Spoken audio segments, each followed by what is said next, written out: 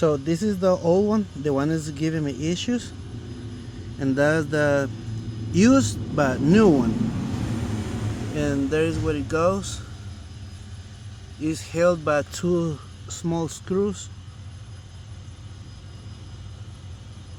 Access is not gonna be too easy, so you need a flat screwdriver, small. See, it's the size of my finger. Cause in here you might not have the space to unscrew. So try to find small flat screwdriver. Other than that, you can get one of these. Get this thing, and then you can unscrew